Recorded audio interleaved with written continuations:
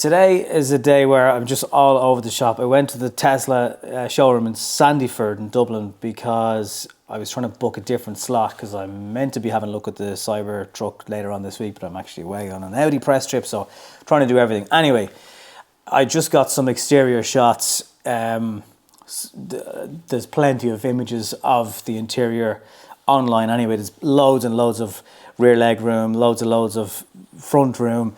Familiar enough display screen that you're used to in any Tesla model. Also the steer by wire, which I suppose there's no direct connection between the steering wheel and the rails, front or back, because it's all-wheel drive. There is a rear-wheel drive version coming in 2025. A bit like Airbus, I suppose you could say. So there's no physical cables, controlling the aircraft, but it's all done by computers, and hence the name steer by wire. I wasn't really expecting it. I know it's huge and I know it looks huge in pictures and videos, but until you actually see it, it's almost 5.7 meters long. It's not quite as long as a Ford F-150 Lightning, which again, if you're watching this, or not even this, but for the American market, that's kind of normal. A 6 foot long vehicle.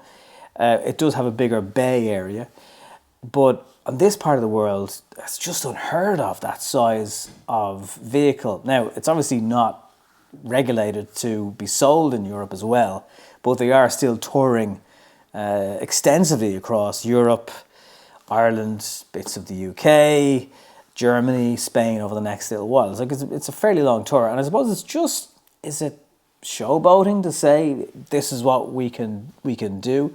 I love the way bits of the suspension are kind of extra exposed just purely because of the size of it. The bar that goes across the back of it. I mean, it's hideous looking, and as a piece of engineering, it is interesting. The finish on the paint, crazy. There's people walking around and I was trying to get shots and you can just see reflections because they haven't really promoted that it's here just yet. They're bringing it to Dundrum Town Centre, Cork next week. Yeah, interior is kind of minimal the way you'd expect with Tesla. The wiper was one thing that got me. I was like, the size of this, it sits at that vertical position for aerodynamics, but it's massive. I mean, everything about the thing is absolutely massive. The center screen, 18.5 inches, which is, again, just not stuff we're used to. The turning circle is interestingly quite small on it. It's smaller than a Model S. It wanted to be the size of it. Towing capacity is 4.9, so just under 5 ton. 4.1 seconds to 100 kilometers an hour. Top speed of 180 kilometers an hour. Official range, somewhere between 5 and 750 kilometers. So they say. You'll fit 5 adults into it. So 5.6 meters long, almost 1.8 meters high. If you fold the mirrors, it's 2.2 meters wide. If you have them extended, it's 2.4 meters wide. And it will charge 206 kilometers in 15 minutes, which is impressive. But just from a size point of view, if you were to try and park this in Ireland in the spaces we have, I think you'd be looking at 4 spaces. A lot of you asking why it's not on sale in Europe. Couple of reasons. One, just the sheer size of it. I just don't know how that would navigate the school run, for example. But also EU regulations are so strict on just how this car will leave a pedestrian should it hit them. And let's just say the surface and the angles are not exactly conducive to pedestrians getting a soft whack.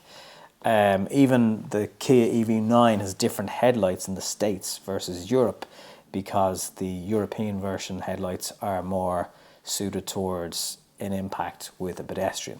Obviously no one wants to do this, but as in hit somebody, but the regulations are there nonetheless. So those lines and that front, you just can't get away with that sort of design in Europe. So that's why, that's one of the reasons anyway, it's not for sale. Apparently it was meant to be bigger, but Elon Musk himself asked for it to be reduced after the engineers had done all the work, so I'm sure they were delighted with that.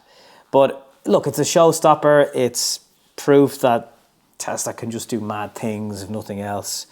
The the interior is probably nicer than the exterior to some eyes out there. Let me know though what you think. I mean, if you were living in America, it's about £70,000, the equivalent of, we don't have a price for here, just bonkers. But let me know what you think of the Cybertruck from Tesla.